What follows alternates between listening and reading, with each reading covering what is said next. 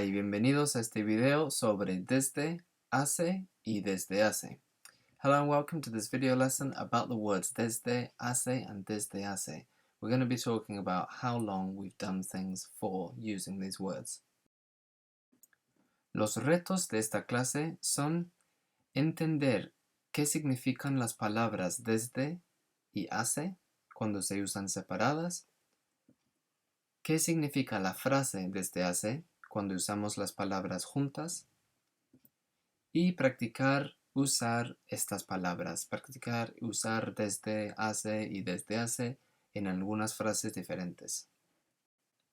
Antes de todo vamos a mirar qué significa desde. So before we do anything else, let's take a look at what does desde actually mean. So it literally translates to the word since in English, and we tend to use it in exactly the same way. Por ejemplo, he estudiado español desde 2018. So I have studied Spanish since 2018. So we use the exact same tense with it, the perfect tense. I have studied, he estudiado. Then we use desde, and after desde we use the date or the time, the moment since when we've done the action. However, if you want to say since I learned Spanish, or since something happened, since I or someone else did something, you need to use desde que. Por ejemplo, desde que aprendí español no he hablado inglés. So since I learned Spanish, I haven't spoken English. So desde followed by a period in time, a moment in time, that's fine. But if you want to say since and then a verb, you need to use desde que. Ahora vamos a mirar qué significa hace or hace. So we're going to look at what the word hace means. Now, you've probably seen this word a lot. It's the third person singular of the verb hacer or hacer, which is to do or to make. But when we use it with a time, a period of time, it has a completely different meaning. So it's important not to get those two different uses confused. So when we use hace with a period of time, it can roughly be translated to ago. So we use it to talk about how long ago we did something or how long ago we started doing something. Por ejemplo, empecé a estudiar español hace 2 años. So I started studying Spanish 2 years ago. And notice that we use the preterite tense here. I started. The same as we would in English. I started learning Spanish, I started studying Spanish 2 years ago. But notice that the word order is a bit different where we put hace, because we'd say 2 years ago, but we're saying hace 2 años. A veces escuchamos la pregunta ¿hace cuánto tiempo? So our question phrase here, ¿hace cuánto tiempo? Means how long ago. So someone might say to you, ¿hace cuánto tiempo empezaste a estudiar español? And when we use hace to mean ago, as I mentioned, the word order is different. So we say hace 2 años, or you could say hace 3 semanas, hace 5 días, hace 3 horas. So in English, if we literally translate that word for word and keep the same pattern, it would be ago, 2 years, which obviously is wrong. It needs to be 2 years ago. So our sort of formula for understanding this is that in Spanish it's hace, and then el tiempo, so hace, and then our period of time. In English, it's our period of time, then the word ago. Ok, entonces ya hemos hecho el primer reto de la clase. So we've done our first learning objective to understand what the words desde and hace mean separately. So we'll tick that one off. And next up, we're going to be learning when to use the phrase desde hace, when we use those words together. Entonces, ¿cuándo usamos desde hace? So we use the phrase desde hace to talk about things we have done continuously or things that have been happening continuously from a point of time in the past until the present moment. Por ejemplo, estudio español desde hace 2 años. So literally that is I study, in the present tense, I study Spanish for 2 years. So in English we'd always translate the present tense verb that we've used with desde hace into the perfect tense. So we'd say I have studied Spanish for 2 years. And this can be really useful as well when we go to the doctor's surgery. Say you've got a headache and the doctor says, how long have you had the symptom? They might ask you, ¿desde hace cuánto te duele la cabeza? So almost like, for how long has your head been hurting? And your answer could be, me duele la cabeza desde hace 3 días. So literally, to me, the head is hurting for 3 days.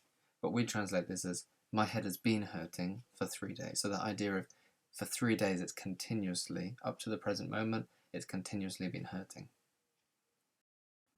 Entonces ya hemos hecho el segundo reto de la clase. So we've learnt when to use the words desde hace together. Next up, we're going to practice using all of these words in phrases. But before we do that, let's just take another look at how they all work. Entonces vamos a mirar los tiempos verbales que debemos usar con desde, hace y desde hace. So first of all, let's have a look at which tenses, tiempos verbales, which tenses we need to use with each of these words. So with desde, the same as in English, we use the perfect tense. So I have done something since a date or a time. Por ejemplo, he estudiado español desde y una fecha o un momento, desde el 14 de julio de 2016, por ejemplo. With hace, we use the preterite tense most of the time. So quite often you'll say, I started doing something, a period of time ago. Empecé a estudiar español hace, and then a period of time. So I started learning Spanish so long ago. With desde que, which we need to use when we're using a verb, so we say since I did this, or since this happened, since my friend did this, we then use the preterite most of the time as well. Desde que aprendí español, and then we can continue our sentence. So since I learnt Spanish, you could say desde que mi hermana se fue de la casa. So since my sister left home. There are loads of ways you can use desde que with a verb to talk about, since one thing happened, these other things have happened. Desde hace, so desde hace, this is our key phrase here because this is the one that's a bit weird and really different to English. So we've sort of said that this would translate roughly as for. So I have done something for. But remember, we need to use this with the present tense. So it wouldn't be he estudiado español desde hace. It needs to be estudio in the present tense. Español desde hace, and then our period of time.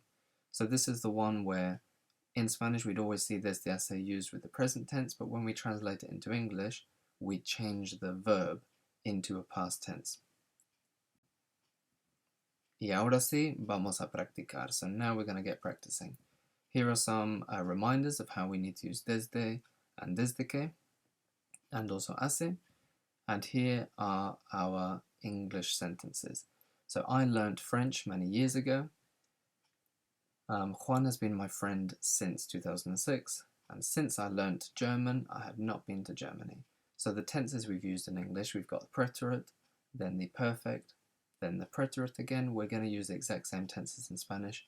You just need to really give some thought about whether, how we're saying ago, how we're saying since, and how we're saying since in the final one. And remember, we're using it with a verb, the verb to learn.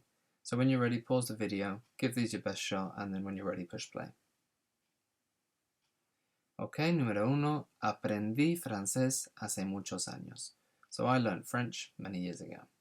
And remember, the ago in English goes at the end, but we say hace and then our period of time. Número dos, Juan has been my friend since 2006. Juan ha sido mi amigo desde 2006. Número 3. Since I learned German, I've not been to Germany. Desde que aprendí alemán, no he ido a Alemania. So there you've got desde que with the preterite, aprendí, and then quite often the next clause in that sentence would be in the perfect tense. So since this happened, I haven't done this, or this other thing hasn't happened. Y ahora vamos a practicar con desde hace. So now we're going to practice with desde hace, which is the hardest one to practice because we've really got to give it a bit more thought. Not just about the desde hace bit, but also about the tense of the verb we use with it. So here are our English phrases. I have been vegetarian for 10 years. Juan has been my friend for 14 years. It has not been sunny for a couple of weeks. So I thought I'd give you an example where there's not really a person involved. but you still need to use a verb and you still need to think about what tense that's been in. So I've put in italics the have been, has been, and has been for you to really think about, don't fall into the trap of translating that literally, because we need to use the present tense here. So when you're ready, push pause, give these your best shot, and then when you're ready, push play. Okay, let's go through them. Número uno. I have been vegetarian for 10 years. Soy, in the present tense, vegetariano desde hace 10 años. So literally, I am vegetarian for 10 years. But we'd always translate it as I have been vegetarian. Soy vegetariano desde hace 10 años. Número dos. Juan has been my friend for 14 years. Juan es mi amigo desde hace 14 años. So basically, Juan is my friend for 14 years. So it's really nice if you're not too confident using other tenses, then it's really nice that you can talk about things that have continuously, been the case in the past, using the present tense. So desde hace is a really useful phrase to kind of unlock, a way of talking about the past using only the present tense. Número tres. It has not been sunny for a couple of weeks. No hace sol desde hace un par de semanas. So literally, it does not sun, so it doesn't make sun, for a couple of weeks. So it hasn't been sunny for a couple of weeks. Y ese era el último reto de la clase. So that was our last learning objective, to practice using desde, hace, and desde hace. We've done that. And that brings us to the end of the lesson. Muchísimas gracias por ver. Some next steps you might want to take are to practice using these words in your speaking and writing. It's really good practice now to just write out some sentences. Try and use ones with desde, desde que, hace, and desde hace, and really think about what tenses you're using with them. And you could also go over to my channel and check out the videos on comparatives and superlatives if you haven't seen those already. Otra vez, muchísimas gracias por ver y espero que te vaya muy bien con el español.